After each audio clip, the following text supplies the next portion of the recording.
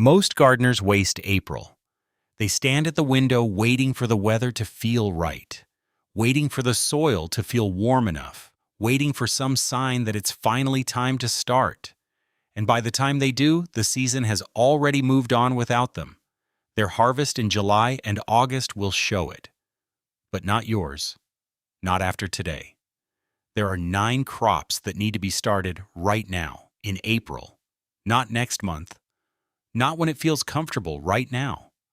We are covering exact methods, the right timing for your climate, and the one mistake most gardeners make with every single one of these crops. The number 1 crop on this list is the one that will give you the most rewarding harvest of your entire gardening life. Most people either start it too late or get the method completely wrong. And stay with me because we are covering all 9 today and you do not want to miss number 1. And if you are serious about your garden this season, hit that subscribe button right now. Every week, we are putting out practical, no-fluff gardening content that actually helps you grow more food with more confidence. Now let's get into it. Number 9, carrots. I want to start here because carrots are one of those crops that almost every gardener has tried at least once, and almost every gardener has got wrong at least once. I know I did. My first attempt years ago gave me stubby, forked, sad little roots that looked nothing like what I was expecting. And the reason, I found out later, was completely avoidable. April is genuinely one of the best months to direct sow carrots, and here is why.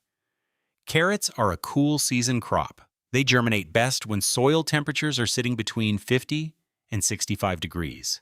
April gives you exactly that window before summer heat arrives and makes germination erratic and unreliable. I have sown carrots in April for years now, and the results are consistently some of the best roots I pull all season. Here is how you do it. Carrots need loose, deep, stone-free soil. This is the thing most people skip, and it is the reason they get forked or stunted roots. If your soil is heavy or compacted, grow your carrots in a raised bed or a deep container filled with loose compost mixed with some sand. Sow your seeds thinly, about 1/2 inch deep in rows roughly 6 inches apart. Cover lightly, water gently, and keep the surface consistently moist until germination. This can take anywhere from 10 to 20 days, so do not panic if nothing appears in the first week. Carrots are slow starters, but they are worth the wait. The one thing most people get wrong is sowing too thickly and then not thinning. I have been guilty of this myself. You must thin your carrots once they reach about 1 inch tall, spacing them to around 2 inches apart. I know it feels wasteful pulling out perfectly healthy seedlings, but if you skip this step, your roots will be crowded, stunted, and disappointing. Thin them, and the ones that remain will reward you with beautiful, full-sized roots. Variety-wise, Nantes is your go-to for sweet, tender, all-purpose carrots. Chantenay is excellent if your soil is on the heavier side since it produces shorter, chunkier roots that push through more easily. And if you want something that will genuinely stop people in their tracks, try Rainbow Mix. Purple, yellow, white, and orange roots all growing together. The first time I pulled a purple carrot out of the ground, I stood in the garden for a solid minute just staring at it. Sow in April and you will be pulling roots by late June into July. That is the kind of return that makes gardening addictive. Number 8. Peas. If there is one crop that screams April to me personally, it is peas. I have a very clear memory of sowing peas on a cold April morning, fingers slightly numb, wondering if I was jumping the gun. 6 weeks later, I was standing in the garden eating them straight off the vine, and they were the sweetest thing I had tasted all year. Peas love cool weather. They actually struggle in heat. And if you wait too long to sow them, summer arrives before they have had a chance to do their best work. April is their sweet spot. The soil is starting to warm, but the air is still cool, and that is exactly what peas want. Direct sow peas about 1 inch deep and 2 to 3 inches apart. They do not love being transplanted, so sow them where they are going to grow. Most varieties need some kind of support, a trellis, some netting, or even just some twiggy sticks pushed into the ground alongside them. Do not skip the support, thinking your variety is short enough to manage without it. I made that mistake once and spent a week trying to untangle a pile of collapsed vines from the ground. The one thing most gardeners get wrong with peas is sowing them in soil that is too wet and cold. They will rot before they germinate. If April in your area is particularly wet and cold, they start them in small pots or root trainers indoors and transplant carefully once they have their first true leaves and the soil has dried out slightly. Varieties to look at. Kelvedon Wonder is a classic, early, reliable, and sweet. Sugar Snap is your go-to if you want to eat the whole pod. Mange Tout varieties like Oregon Sugar Pod give you flat, tender pods that are incredible stir-fried or eaten raw. Grow all three if you have the space. The harvest window is short, but it is glorious. Number 7. Lettuce. Lettuce is one of those crops that experienced gardeners grow almost without thinking, and beginners overlook entirely in favor of more exciting vegetables. That is a mistake I want you to avoid. April is prime lettuce territory, and if you start it now, you will have fresh leaves ready to harvest in as little as 4 to 6 weeks. When lettuce is a cut and come again crop, which means you do not have to pull the whole plant. You harvest the outer leaves, and the plant keeps producing. I've had single lettuce plants producing fresh leaves for 8 to 10 weeks from one April sowing. That kind of return from a small space is hard to beat. Sow lettuce seeds thinly on the surface of moist compost. They need light to germinate, so do not cover them with soil. Just press them gently onto the surface and keep them moist. They will germinate in 5 to 10 days. Thin seedlings to about 8 inches apart once they are large enough to handle. You can sow lettuce directly outdoors in April or start them in trays indoors and transplant. Both work well. The one thing most people get wrong is letting lettuce bolt. Bolting is when the plant sends up a flower stalk. The leaves turn bitter and the plant is essentially done. Lettuce bolts in heat. So if you sow in April, harvest regularly, and do not let plants sit without being cut. Keeping the leaves harvested slows the bolting process significantly. Varieties I come back to every year. Little Gem for its compact, sweet, cause-style heads. Lalo Rasa for beautiful, frilly, red-tinged leaves that look as good in the garden as they do on a plate. And Butterhead for the softest, most tender leaves you will ever put in a salad. Sow a mix, and your salad bowl will look like something from a restaurant all summer long. Number 6. Basil. Now we are moving into warmer territory. And basil is the bridge crop between the cool season vegetables we just covered and the heat lovers still to come. And I want to be clear about something here because this is where a lot of gardeners make their first mistake with basil. Basil is not a cold weather plant. It does not tolerate frost. It sulks in cool temperatures, and it will turn black overnight if you put it outside too early. So what are we doing with basil in April? We are starting it indoors, 4 to 6 weeks before your last expected frost date. Sow basil seeds in small pots or seed trays on a warm windowsill or on a heat mat. They germinate quickly, usually within 5 to 7 days, and they grow fast once they get going. The method is simple. Sow 2 to 3 seeds per small pot, about a 1/4 inch deep. Keep them warm, above 65 degrees consistently. Once they germinate, give them as much light as possible. A south-facing windowsill works well. A grow light works even better. Thin to the strongest seedling per pot once they have their first true leaves. Here's the most important thing I have learned about growing basil after years of doing it. Pinch it early and pinch it often. As soon as your basil plant has 3 sets of leaves, pinch out the growing tip right above the second set. This forces the plant to branch, and instead of one main stem shooting straight up toward a flower, you get a bushy, productive plant with multiple stems. Every time you see a flower bud forming, pinch it off immediately. The moment basil flowers, the flavor drops, and the plant starts shutting down. Stay on top of it, and your basil will produce all summer long.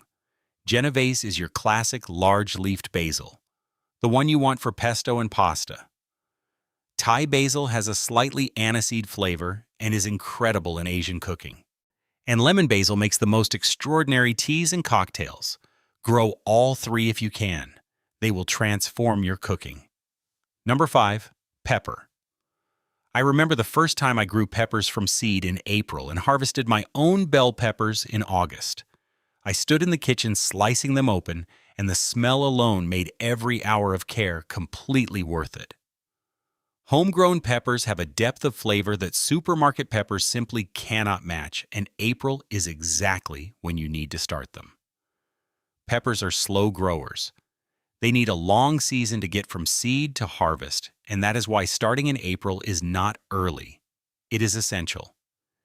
If you wait until May or June, you will be chasing the season all summer, and your harvest will be thin and late. Start pepper seeds indoors in April. They need warmth to germinate, and ideally soil temperatures between 70 and 85 degrees. A heat mat makes a significant difference here. Without one, germination can be slow and erratic. With one, you will see seedlings emerging within 10 to 14 days. Sow seeds a quarter-inch deep in small pots or seed cells. Once seedlings have 2 sets of true leaves, pot them up into slightly larger containers. Keep them on a warm, sunny windowsill and do not rush them outside. Peppers that get cold, even without frost, will stall and sulk and take weeks to recover. Wait until nighttime temperatures are consistently above 55 degrees before even thinking about transitioning them outdoors. The one thing most people get wrong is underfeeding peppers. Once your plants are established and flowering, they are heavy feeders. A fortnightly liquid feed of a potassium-rich fertilizer will keep them producing steadily. Skip the feeding, and your plants will flower. But fruit set will be poor, and the harvest will disappoint you. California Wonder is your classic sweet bell pepper. Thick-walled, beautiful, and incredibly versatile in the kitchen. Lipstick is a smaller, earlier maturing sweet pepper that is perfect if you are in a cooler climate with a shorter season. And if you want heat, Hungarian Hot Wax gives you a medium heat chili that is absolutely outstanding pickled or roasted. Number 4. Cucumber. Cucumbers are one of those crops that feel like summer to me in a way that almost nothing else does. There is something about walking into the garden on a warm July morning, picking a cucumber still cool from the night, slicing it in the kitchen, and just eating it with nothing on it at all. If you want that moment in July, you start in April. Like peppers, cucumbers need warmth and they need a head start.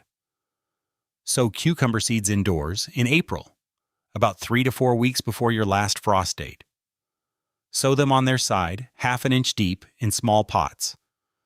On their side, not flat, not upright, on their side.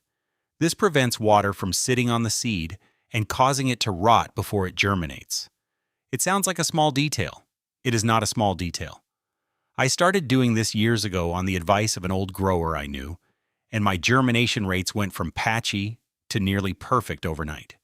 Cucumbers grow fast once they get going. They will need support, a trellis, a frame, or even just a set of canes tied together. Growing vertically does 2 things for you. Yes, it keeps the fruits straight and clean, and it makes harvesting easy. Cucumbers left trailing on the ground get muddy, misshapen, and are harder to spot, which leads to you missing them and letting them get overripe. Harvest your cucumbers regularly, every 2 to 3 days once they start producing.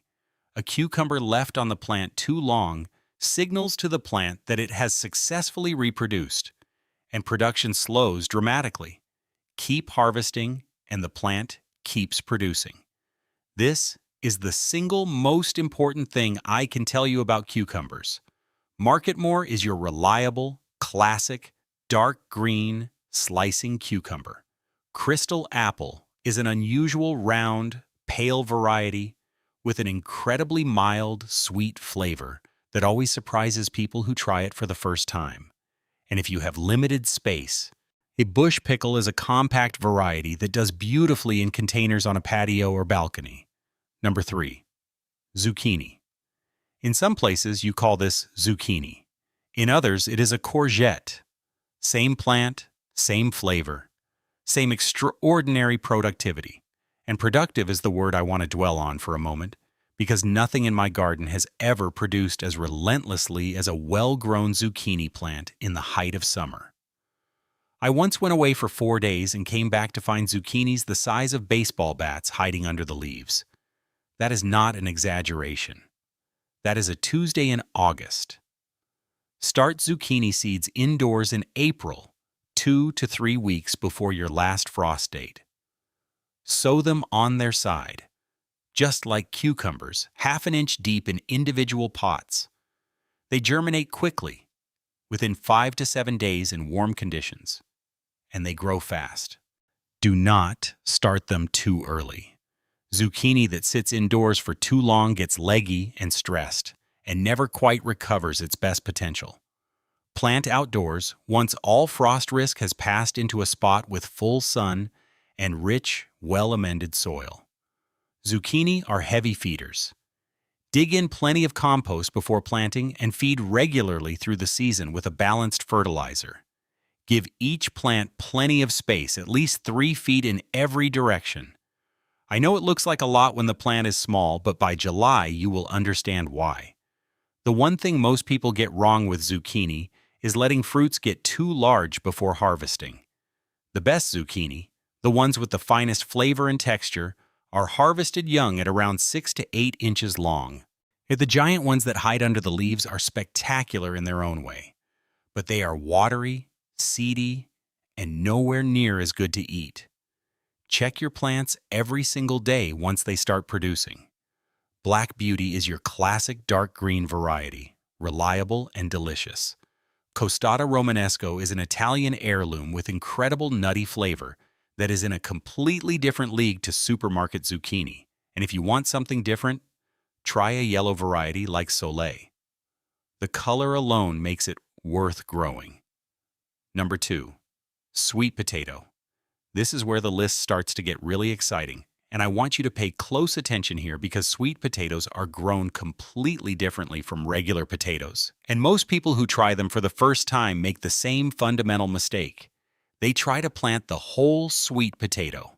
Yet you do not plant the whole sweet potato, you plant slips. And April is exactly when you need to start making them. Here is the method, and I promise you it is simpler than it sounds. Take a healthy sweet potato, the best one you can find, ideally an unwaxed one from a farm shop or market. Place it in a container of moist potting compost, halfway submerged, and put it somewhere warm and bright. A sunny windowsill works well. A heat mat underneath the container works even better. Within 2 to 3 weeks, the sweet potato will start pushing up green shoots from its surface. These are your slips.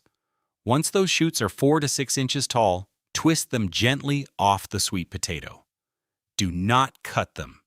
Twist them so you get a clean break at the base. Place the slips in a glass of water on a bright windowsill, and within 3 to 5 days they will develop their own roots. Once the roots are an inch or two long, your slips are ready to plant. Sweet potatoes go into the ground after your last frost date once soil temperatures are consistently above 60 degrees. They need a long, warm season to develop their roots fully, and that is exactly why you start the slip process in April. The vines sprawl beautifully across the ground, acting as a living mulch, and underneath the soil, something extraordinary is quietly happening. You will not see it until you dig in autumn. And the first time you push a fork into the soil and pull up a mass of huge, smooth, copper-skinned roots, it will feel like discovering buried treasure. Beauregard is your reliable, classic orange-fleshed variety. The Covington is sweet, creamy, and one of the best flavored sweet potatoes you can grow at home. And if you want to really surprise your dinner guests, try white yam for its pale flesh and subtly different, slightly nuttier flavor. Number 1. Tomatoes. I told you at the beginning of this video that the number 1 crop would give you the most rewarding harvest of your entire gardening life. I meant every word of that. There is a reason tomatoes turn casual gardeners into obsessive ones. There is a reason people dedicate entire raised beds, entire greenhouses, entire gardens to this one crop. A homegrown tomato, harvested warm from the vine on a summer afternoon, tastes nothing like what you buy in a supermarket. Nothing. And once you have grown your own, you will never go back. April is your window, and here is why timing matters so much. Tomatoes need to be started indoors 6 to 8 weeks before your last frost date. Start too late and you will be playing catch-up all season, planting underdeveloped seedlings into the ground when they should already be established and flowering. Start in April, and you will have strong, healthy, well-rooted transplants ready to go out at exactly the right moment. Sow tomato seeds 1/4 inch deep in small pots or seed cells. Keep them warm above 65 degrees, and they will germinate within 7 to 10 days. Once they have their first true leaves, pot them up into larger containers about 3 to 4 inches. Give them as much light as possible.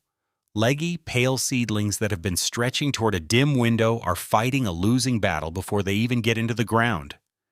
If you do not have a bright south-facing windowsill, and a simple grow light makes an enormous difference. Now here is one of the most valuable things I can share with you, and it is something I wish I had known in my first years of growing tomatoes. When you transplant your tomatoes into their final position, bury them deep. Much deeper than you think. You can bury up to 2/3 of the stem underground. Strip the lower leaves first and plant the stem all the way down. Along every part of that buried stem, new roots will form. The result is a plant with a far larger, stronger root system than a shallowly planted one. A deeper root system means better access to water and nutrients, more drought tolerance, and ultimately, a heavier harvest. Before you move your tomatoes outside permanently, harden them off. This is a step that most beginner gardeners skip, and they pay for it. You take your plants outside for 2 to 3 hours on the first day, bring them back in. The next day, leave them out a little longer. Do this progressively over about a week, gradually exposing them to outdoor conditions, wind, direct sun, and temperature fluctuation. Plants that are not hardened off properly go into shock when they hit the outdoor environment. They sit still, they sulk, they can set back your growing season by 2 to 3 weeks. A week of hardening off costs you nothing and gains you everything. Water consistently once your plants are in the ground. Irregular watering is one of the main causes of blossom end rot, a condition where the base of the fruit turns dark and leathery, and of split fruit, where the skin cracks after a sudden flush of water following a dry spell. The consistent moisture from root to tip is what you are aiming for. For varieties, Cherokee Purple is the one I grow every single year without exception. The flavor is complex, rich, almost smoky, and the deep crimson purple color of the flesh when you slice it open is genuinely beautiful. San Marzano is your paste tomato, the one that makes the finest homemade sauce you will ever produce. Thick flesh, low moisture, intense flavor. And for snacking, Sun Gold Cherry Tomato produces the sweetest, most addictive little fruits you will ever taste straight off the vine. I have had children who claim to hate tomatoes eat Sun Golds by the handful. Grow all 3 if you have the space. That first tomato of the season. The one you pick in late July or early August when the color is just right and the fruit gives slightly under your thumb. Yes, you take it inside, you slice it, you add nothing but a little salt. That moment right there is why you started this garden in the first place. There you have it. 9 crops that will make April the most productive planting month you have ever had. Carrots quietly building underground, peas climbing toward the sun, lettuce giving you fresh leaves in weeks, basil filling your kitchen with the smell of summer, peppers slowly, steadily building toward a harvest that will blow you away. Cucumbers climbing vertically and producing all season long. Zucchini doing what zucchini does best, producing more than you ever thought possible. Sweet potatoes storing energy underground all summer long for that extraordinary autumn dig. and tomatoes. The crop that started it all and the one that will keep you coming back to this garden every single year. Your garden has the potential to be extraordinary this year, not because of luck, because you started at the right time, with the right crops, with the right information. That is what separates an average season from one you will remember. If this video helped you, hit subscribe because every week we are here with practical, honest gardening content that helps you grow with confidence. Drop a comment below and tell me which of these 9 crops you are starting this April. I read every single one. Now go start something.